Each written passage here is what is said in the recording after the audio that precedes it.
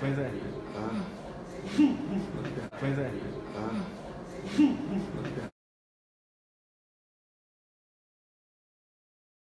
E falou que muitas pessoas eram oprimidas, eram mortas, eram torturadas. Você pergunta, tem alguém na família que sofreu? Eu perguntar. Pergunta o avô nosso aqui, ninguém reclamou. Meu avô falou que era ótimo, ele gostava. Ah, pra vagabundo era péssimo. E o que você acha da legalização da maconha? Olha só, uma resposta fácil, né? Atividade de vocês. Primeira pergunta, faça com o teu pai, com a tua mãe. Primeira pergunta. Eu duvido que ele foi positivo. O meu pai dizia, o único homem que você pode confiar 100% sou eu. É a mesma coisa com você. O velho morre com você. Há uma exceção ali que casal Nardoni acontece, né? Okay? A droga, qual vantagem vai trazer para nós brasileiros? Nenhuma. Se tivesse algum ganho em cima disso, podia até discutir, mas não tem ganho. Na própria Uruguai, já tem informações agora mais precisas, aumentou o consumo e continua ainda a droga formando através do tráfico. Porque, olha só, hoje em dia, se alguém quiser comprar maconha, ele vai na boca de fumo e compra. Vou supor aqui que ele pague ali compra 10 reais de maconha, vamos supor. Tá? Se você legalizar, essa maconha atualmente não tem CLT e não tem imposto. Se legalizar, quem for da plantação, né, ao processamento até a vendagem, vai ter CLT no dele. Claro que vai ter mais barato. Vai chegar mais caro. Mas ele quer o mais barato. É lógico. É igual CD pirata. É proibido. Tem CD legal? Tem. Tá? E por que você compra pirata? Você paga aí 10 vezes mais barato. É a mesma coisa do cigarro. A média anual, 40% do cigarro brasileiro é contrabandeado. A maconha vai ser a mesma coisa, com um agravante, né? Se você só fizesse mal para você, você podia até, se você quiser agora pular da ponte Castelo Branco, você fala, pula, não posso impedir você. Mas a partir do momento que por abstinência você faz maldade na tua casa, com teus colegas, nós estamos aqui com isso daí. Sai do limite, né? Valeu, valeu. E vem cá, se você for presidente, seria um bom investimento se você investir na agricultura do país, né? Porque lá nos Estados Unidos tem um lema, meu avô sempre conta, ele é agricultor, ele fala que nos Estados Unidos tem um lema que é economia forte, agricultura forte. E principalmente o Brasil, que tem uma... Olha só, existe um espírito diferente entre nós e americanos. Eu vou estar agora na semana de 12 de outubro, eu vou para os Estados Unidos. Se eu para lá porque eu tenho simpatia pelo povo, pelo seu comércio. Olha o problema do Brasil. Nós vamos começar a potencializar a venda de terras para estrangeiros. Hoje nós temos um agronegócio aqui heróico, que apesar dos problemas para dentro da fazenda, de invasões, indígenas. O problema, por exemplo, o potássio nosso, apesar de termos uma mina aqui, você não pode explorar, da soja de madeira, mas foi vendida para o direito exploratório para a empresa canadense. Você começa a botar os problemas se o chinês, depois dessa nova lei de imigração, que qualquer um pode entrar no Brasil agora. Essa lei de imigração é igual agora de chegar na tua casa agora, não tem mais porta nem janela mais aqui. Vivemos um país sem fronteira. O chinês que vai comprar, vai trazer gente deles para cá sem CLT. Ele eu acho que já tem um satélite, o GPS dele já tem agora também. Eles têm uma tecnologia muito acurada. Eu te pergunto, quem é que vai produzir alimentos mais baratos? Essa fazenda aqui, que está nas mãos de uma estatal chinesa, ou uma do lado que está com o teu avô? Chinesa, sem dúvida. Em consequência, você vai perder a competição, vai acabar vendendo a tua terra. Ou seja, qualquer país do mundo procura a sua segurança alimentar. Ou seja, tem que estar preocupado que você vai comer no almoço, na janta, amanhã, você tem que estar preocupado com isso.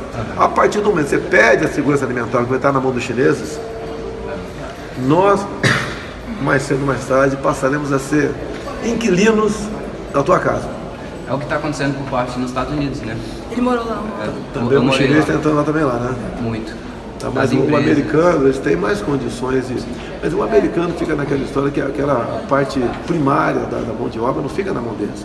Tanto é que eles suportam ali o turista, ali, o mexicano, nós, em função da mão de obra mais barato para eles, né? E você pode ver uma faxineira aqui, Lá ganha 4 vezes mais do que aqui. Sim. Então você vai, e lá você tem segurança, lá você tem realmente, e pagando muito menos impostos. Com esse país aqui, eu estou discutindo, né? Qual seria a saída para ele? Será que você, por exemplo, um caso simples, mas você pode ampliar para muita coisa. Se discute liberação de cassinos aqui. Acho que cada um tem uma opinião. Sim ou não, vai ter opinião. De acordo com a religião dele, formação, não sei o quê. A minha proposta que eu defendo é o seguinte: delegue para os estados. Que nos Estados Unidos, né? Cada estado... O estado tem problema? Delegue para os municípios. Passa a responsabilidade para os vereadores. E muita coisa tem que ser passada para o estado, para o município. A União tem que ficar com menos coisa possível consigo. Olha só. Há um apelo muito forte à questão da violência. Eu não consigo dormir sem uma arma do meu lado, não consigo. Porque eu fico preocupado. Né? Agora, por que a minha vida vale mais do que o teu pai? Eu posso porque eu sou capitão do exército. Teu pai que não é. Agora, se teu pai fosse uma pessoa do mal, ele já teria armas. Sim. Então por que você não pode dar direito a uma pessoa de bem ter uma arma? Sim. Eu duvido que ao haver a suspeição que na tua casa tivesse arma, o cara fosse querer invadir tua casa, né? Invadir a dele. Vai pensar 2 vezes antes de fazer. E arma não mata ninguém. Quem puxa o gatilho é a pessoa, não a arma. Estados Unidos, já que você estava lá, tá? Só não tem fuzil quem não quer. E não tem violência. Agora, vá apontar uma arma policial. Você pega 20 anos de cadeia. E não tem essa brincadeirinha de progressão de pena. Tem estado que você é obrigado a usar arma na rua, se for usar, aparecendo. Texas, por exemplo. Então é uma filosofia, uma educação completamente diferente. E eu, depender de mim, a posse de arma de fogo vai estar livre, inclusive qualquer calibre. Inclusive abrir, acabar com o monopólio da Taurus aqui. Porque nem é uma arma de qualidade assim. Se você ao abrir seu monopólio, eles vão ter mais preocupação em fazer algo melhor. Mas o 7 Essa é a vantagem do livre mercado. O fuzil, depender de mim, eu dou para proprietário rural. Pô, vejo gente aqui que a família está 300 anos na terra, os caras invadem, depredam o patrimônio, pô, carneia o gado.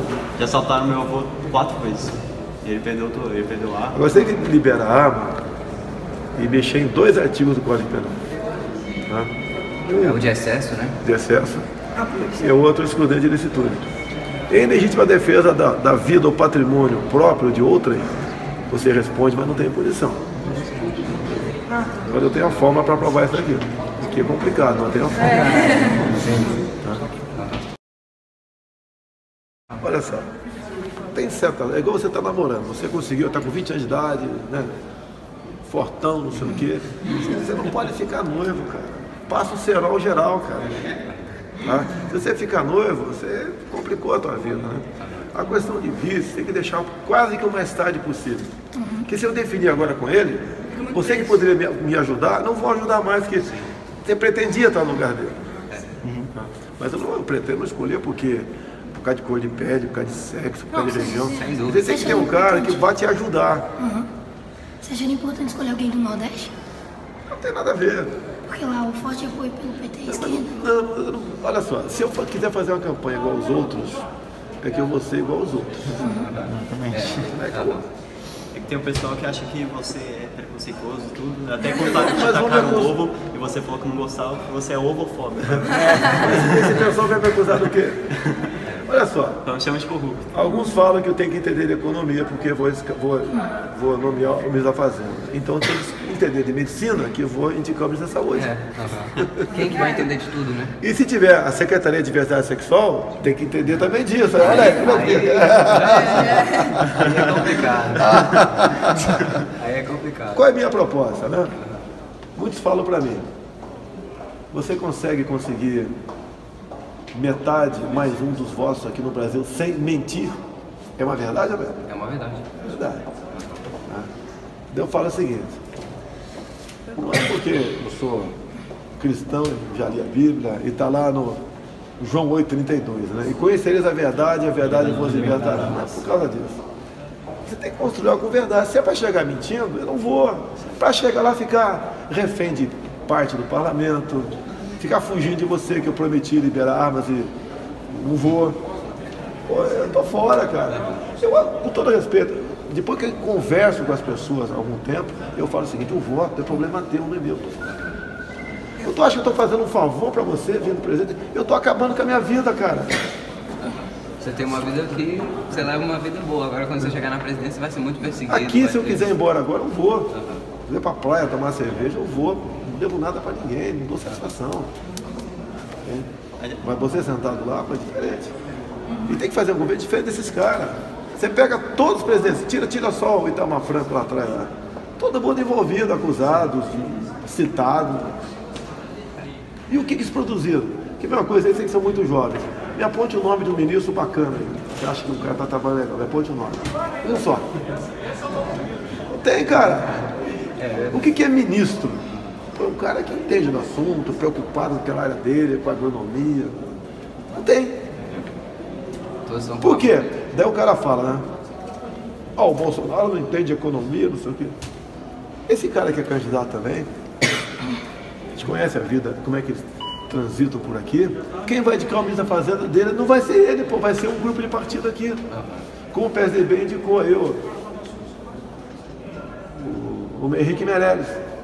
Olha, Henrique Meirelles, teve, por indicação do Lula, teve 8 anos à frente do Banco Central, PT. Depois, entrou a Dilma, ele foi para onde? Ele foi para o conselho da JBS Friboi. Ou tu acha que aqueles dois, que o pessoal chama de açougueiros, pegaram 10 mil do BNDES porque eles são bacanas? São legais sim. São amigos de uma dupla de cantor aqui de música sertaneja? Que isso. Eu gosto de música sertaneja. E depois foi para onde, Meirelles? Foi aqui, para que ele está fazendo. Eu falo o seguinte: para entender a economia como esses caras, que são tidos como papas e afundaram o Brasil, ainda bem que eu não entendo. Sim, a gente sabe que a... Tu já esteve aqui ou não? Já. Eu já vi tua fuça por aí, cara. A gente já... consegui ter contato com o senhor. A gente já viu aqui, esse grupo aqui. Eu já vi você. Só que ele não. Mas nada baixinho aqui. Meu professor de educação tecnológica, a gente estava discutindo sobre o senhor. E ele falou que você teve um envolvimento com a Lava Jato e que você, sim, teve lavagem de dinheiro. E a gente ele falou isso. Ele falou pra gente no ônibus escolar. E a gente foi pesquisar e viu que, na verdade, você teve um envolvimento com a JBS, né? Que deram 200 mil na sua conta e você devolveu. A empresa, pela lei eleitoral, não dá dinheiro pro candidato, não bota na conta. Ele viu que... dá pro partido e o partido passa pra você. Aí ele viu que dá origem... E quando o partido passa, recebe um documento, você prestar conta no TRE depois, dizendo da onde veio aquele dinheiro. Quando botou na minha conta o dinheiro que eu pedi, 200 mil reais do fundo partidário, mas botava da JBS Friboi. Quando eu vi aquilo, 2 dias depois, assinei um cheque e devolvi para o partido. Sim, aí o partido tem a responsabilidade de... O partido não devolveu para a JBS, deu para outro cara. Agora, do fundo partidário, deu para mim. É porque eu vi uma entrevista do Pânico, de um cara aqui, que ele tava falando que a JBS te deu dinheiro e você devolveu pro partido, e não pra JBS. Não. Então ele Olha só, falou... vou falar uma coisa. Se você for no site do TSE do Rio, TRE do Rio, você vai ver isso daí. Essa semana eu entro com o processo contra o Ciro Gomes, que falou isso daí. É um cara que diz que estudou em Harvard, entende economia, mas ali, o que ele fala? Os caras jogam e depois tem que me explicar para milhões de pessoas que a JBS não botou na minha conta. Ele ainda fala: como é que a JBS conseguiu o número da conta dele? Ele fala uma idiotice dessa. Não é difícil eu achar o número da conta do teu pai, se eu quiser botar lá, mas não foi assim. As empresas não botam na tua conta. E o Ciro Gomes não fala isso sem saber, não. Ele fala isso de má fé. Não, mas quando ele pegar uma lapada agora, é a mesma coisa onde estava o presidente da Fundação Fernando Henrique Cardoso, foi antes, uma televisão aí, falando que, perguntou a meu respeito, ele tem uma certa posição favorável ao estupro. Vou meter na orelha dele de novo. Okay? Mas você pode ver, o Supremo aqui absolve João Reis, que acusou o Frota de estuprador, o mesmo ministro, e ele absolveu em cima do artigo 53. A minha Constituição não tem artigo 53. E a minha briga era defendendo as mulheres de estupro por causa do Champinha, que estava sendo defendido pela mãe do Rosário. Não merecia ser estuprada. Não merecia. Eu quero saber como é que vai ser a minha retração. Você merece ser estuprado. E depois desse episódio, eles lançaram a campanha, né? Ou melhor, antes, ela botava no braço: eu não mereço ser estuprado. Bem, se eu não mereço, ela merece.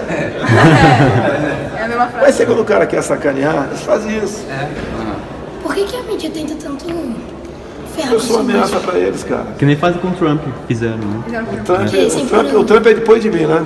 Quando o Trump veio candidato, ele começou a apanhar das mesmas coisas que eu apanhava. Eu já apanhava há 2 anos antes. O senhor é mais rico que ele. E a grande diferença é que eu sou mais rico do que ele. Fake news. E uma pergunta. Você acha que o Brasil está se tornando comunista ou vai se tornar comunista? Deu uma certa estabilizada agora. Eu pensei que o Temer fosse despetizar o governo. Ele tem mais de 20 mil cargos de comissão. Pensei que fosse ripar geral, mas não ripou geral não. Não ripou não. Okay? Então nós corremos. Quais são os ingredientes para você comunizar? Tem que ter ingredientes. Para fazer um bolo tem que ter um ingrediente em cima da pia lá para alguém fazer o bolo. Tá? Uma é tornar vocês burros. Idiotas. Para não ter oposição. Exatamente. Para ser burro. Okay? Uma coisa é isso aí. Outra é desacreditar as autoridades. Quando o pessoal bate muito em pastor, você pega um padre pedófilo, que tem. Os caras levam para um lado como se todo padre fosse pedófilo. Pega um pastor fazendo besteira ali, que acontece, mas vai para cima disso. Fidel Castro, né, fez rapidinho, resolveu esse problema de pastor lá. Botou todo mundo no paredão. O pessoal de líderes de igrejas de origem afrodescendente botou logo no paredão. Botou gay, acabou com a liderança, então não tem problema. E quando você bota no paredão e fuzila, todo mundo baixa a bola. Fica com medo, né? Fica com medo, baixa a bola. Ontem eu estive aqui com 3 venezuelanos. Eu vi. Eu botei uma parte, agora são 4 partes.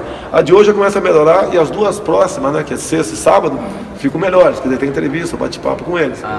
O recado que a gente quer dar, que eles falaram, você não pode dormir, cara. Se dormir, a calça cai, e negada creu. Tem que ter mulher não, né? Ok? Vai ser apologético isso daí. Bolsonaro, eu sei que eu falei isso, mas eu queria voltar assim para poder também mostrar esse vídeo para o meu professor de história. Houve ou não houve ditadura no Brasil? Vou fazer algumas perguntas para o professor. Quem é que, antes de mostrar o vídeo para ele, né? Quem é que tirou o João Goulart da presidência, que era o presidente da época? Foi uma votação no Congresso. Tá, foi uma votação simbólica, por aclamação, dia 2 de abril. Então não houve 31 de março. Tá? Desse pergunta para o teu professor. Tancredo Neves foi eleito de forma democrática, depois do Figueiredo? Pega ficar na banana. Ele fica, se não souber, foi o professor, estuda um pouquinho mais. Se ele falar que não foi, mas peraí, todo mundo vibrou, o povo. Vibrou. A mídia apoiou. Então o Tancredo Neves foi eleito da mesma forma que Castelo Branco. Votação indireta. Inclusive fala o professor, ok? Que Ulisses Guimarães votou no Marechal Castelo Branco. E ele só tomou posse, isso foi dia 11 de abril, só tomou posse dia 15.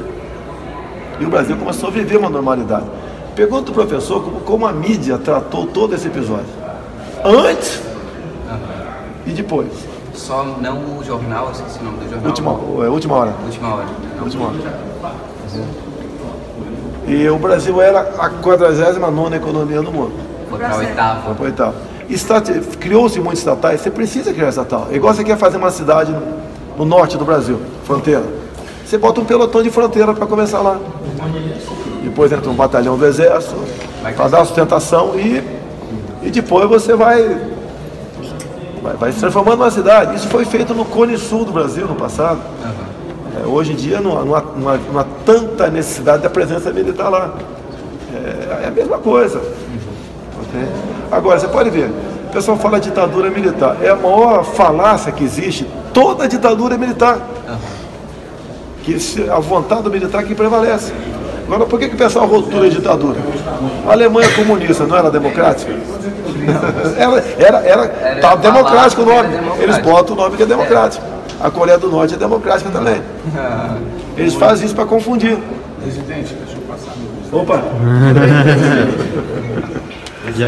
A maior ditadura é a comunista. E eu vou complementar a fala do Bolsonaro com o seguinte.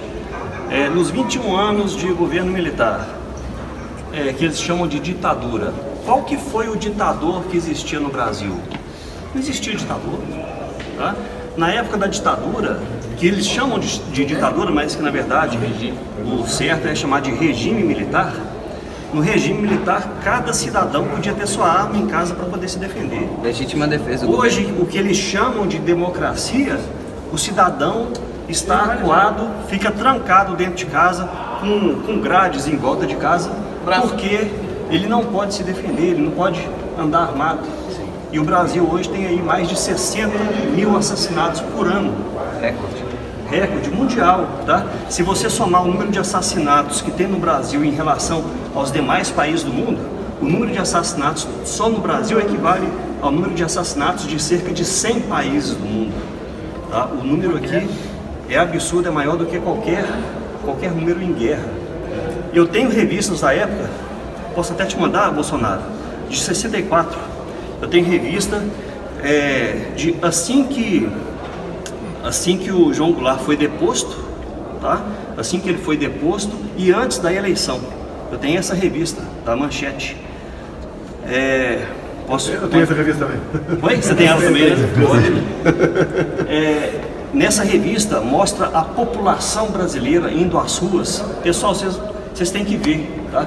Porque a população indo às ruas por conta da queda do João Goulart, tá assim, as ruas lotadas de gente, fotos tiradas de cima de prédio, assim, avenidas assim, repletas de gente comemorando, jogando papelzinho pela janela, comemorando a queda do governo comunista. João Goulart ia implantar o comunismo no Brasil. Em 1959, o Fidel Castro tinha implantado o regime comunista em Cuba. 5 anos depois, apenas 5 anos depois, eles queriam implantar o comunismo aqui também no Brasil. O João Goulart ia implantar o comunismo no Brasil, já tinha data marcada para isso. Aí, um general de Minas Gerais, que é o Olímpio Mourão Filho, saiu de Minas para poder prender o João Goulart por crime de traição à pátria. Só que o João Goulart fugiu do Brasil, foi para o Uruguai. E em 2 dias após a saída dele do Brasil, aí o Congresso Nacional decretou a vacância do cargo do presidente da República e estipulou novas eleições aí em 10 dias. Tá? Olha, em 61, o governo brasileiro concedeu a mais alta honraria para Che Guevara. Em 61. O 64 não é a partir de agora, não, tem os antecedentes. Okay? Che Guevara veio aqui no Brasil. Veio no Brasil, veio um presidente americano também no Rio de Janeiro. A UNE botou uma faixa We Love Fidel. Okay? O pessoal da UNE, esse pessoal. Hoje em dia essa UNE aqui é a mesma coisa. Você basicamente é consumo de drogas, vale tudo, tá? Liberação geral de tudo que pode acontecer. E os caras são profissionais, ficam ali 15 anos estudando. Claro, todos aqui estão cientes que a corrupção no Brasil é muito grande, né? Isso é certo você, né? Mas faltou falar por enquanto, é isso? Não, mas tomara, né? Assim, você acha que alguns policiais também são corruptos? Tem corrupção em qualquer lugar, cara. Assim como tem a violência, né? Você não pode deixar chegar ao nível que chegou. Você vê, o PSDB agora fez um programa eleitoral sobre o presidencialismo de cooptação. Eles sempre praticaram isso. O FHC praticou isso. O que é a cooptação? É dividir o Estado com grupos de políticos para ele poder aprovar o que bem entender aqui dentro. Assim foi a aprovação da PEC da reeleição do FHC. Entre tantas outras coisas são aprovadas assim. Tem que diminuir o tamanho do Estado, mas não é privatizar sem responsabilidade. Você tem que ter responsabilidade. O governo agora quer privatizar a Casa da Moeda. Vamos supor que você fosse comprar a Casa da Moeda hoje em dia. Olha o risco. Você pode ter uma tentação lá e começar todo dia, sai com um saco nas costas de dinheiro. Ué. Na Alemanha é assim. A Casa da Moeda é privatizada. A Alemanha está virando um país comunista. Angela Merkel perdeu muito a popularidade dela, tendo de vista abrir as fronteiras do seu país para os refugiados do norte da África. Só foi, pessoal? Posso trabalhar? Pode só tirar uma foto? Vai, pausa aí. Fala, Bolsonaro. E aí, Bolsonaro, gostaria de te agradecer, que nós ficamos muito honrados pela visita que nós tivemos a oportunidade de fazer para você. E é isso aí, a gente gostaria de te agradecer, foi uma honra para todos nós. Nós estamos aqui hoje na escola gravando esse vídeo, nosso tempo de intervalo. E assim, você pra gente é uma inspiração e é uma luz que a gente vê no fim do túnel para esse nosso Brasil melhorar. 2018 você vai ser eleito, se Deus quiser. É isso aí, Bolsonaro 2018.